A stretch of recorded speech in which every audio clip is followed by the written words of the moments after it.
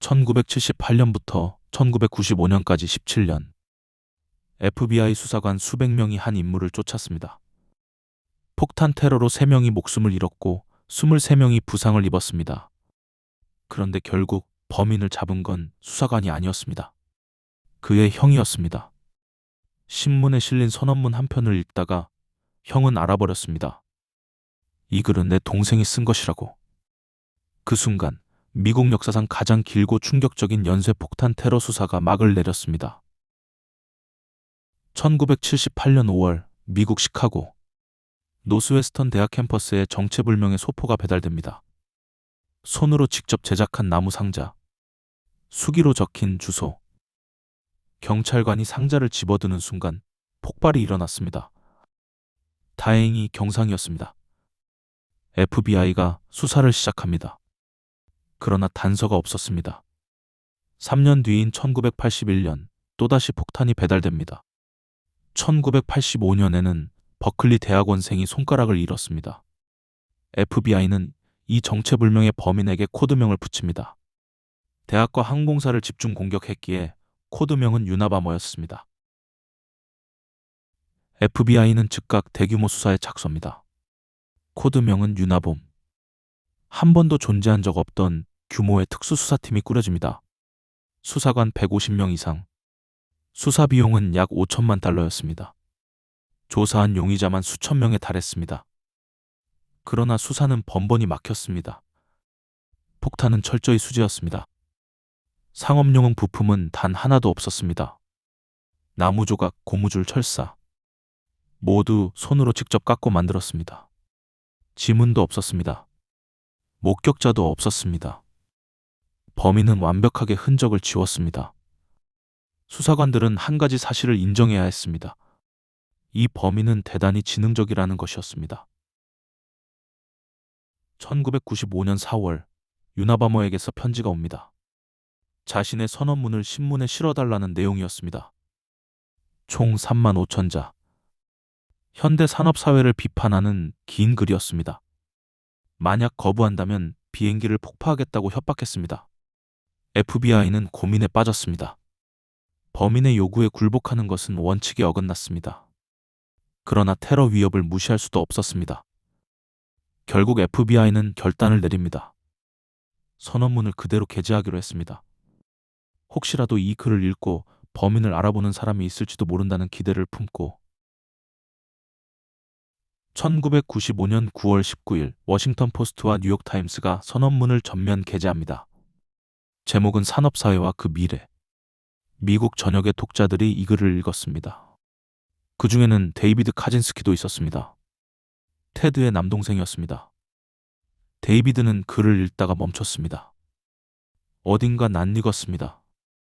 아니, 낯익은 정도가 아니었습니다. 그는 아내 린다에게 물었습니다. 린다, 이 글 좀 봐요. 테드 같지 않아요? 린다도 천천히 읽었습니다.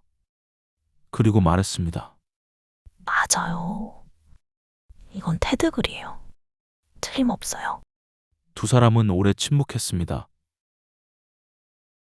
형이라는 것은 무엇일까요? 데이비드는 수주일간 잠을 이루지 못했습니다.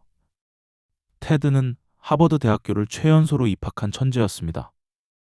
이후 미시간 대학교에서 박사학위를 받았습니다. 그러나 어느 날 모든 것을 버리고 몬태나 숲속 오두막으로 들어간 형이었습니다. 데이비드는 과거 형의 편지들을 꺼냈습니다. 하나하나 선언문과 비교했습니다. 문체가 같았습니다. 특정 단어의 반복 사용 방식이 같았습니다. 확신이 들었습니다.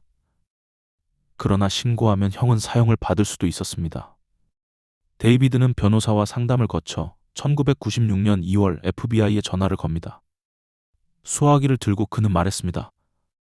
제 동생이 유나바머일 수도 있습니다. FBI 수사관은 잠시 침묵했습니다. FBI는 즉각 움직였습니다. 데이비드로부터 받은 편지와 선언문을 언어학 전문가들이 정밀 비교 분석합니다. 단어 선택, 문장 구조, 논리 전개 패턴. 모든 것이 일치했습니다. 테드 카진스키. 그가 유나바머였습니다. FBI는 위치를 파악합니다. 몬태나주 링컨 근처 깊은 숲속이었습니다. 인구 몇백 명도 채 되지 않는 외딴 마을 인근이었습니다. FBI는 신중하게 움직였습니다. 테드는 천재였고 17년간 단 한 번도 실수하지 않은 인물이었습니다. 급하게 접근하다간 위험한 상황이 벌어질 수 있었습니다. 수사관들은 오두막 주변에 조용히 포위망을 좁혀갑니다. 1996년 4월 3일 오전, FBI 특수요원들이 몬태나 숲속 오두막에 접근합니다. 오두막은 가로 3m, 세로 4m, 창문 하나, 문 하나, 전기도 수도도 없는 곳이었습니다. 요원이 문을 두드렸습니다. FBI입니다. 문 여세요. 잠시 침묵이 흘렀습니다. 그리고 문이 열렸습니다. 테드 카진스키, 53세. 헝클어진 머리와 긴 수염, 낡은 옷차림.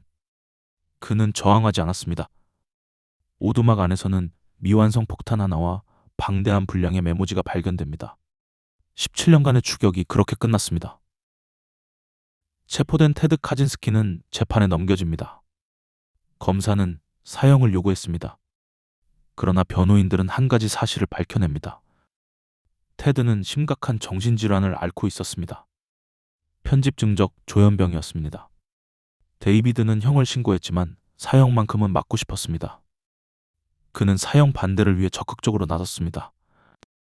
결국 1998년 1월 테드는 유죄를 인정합니다. 사형을 면한 대가였습니다. 종신형 4번, 영원히 감옥에서 살게 된 것입니다.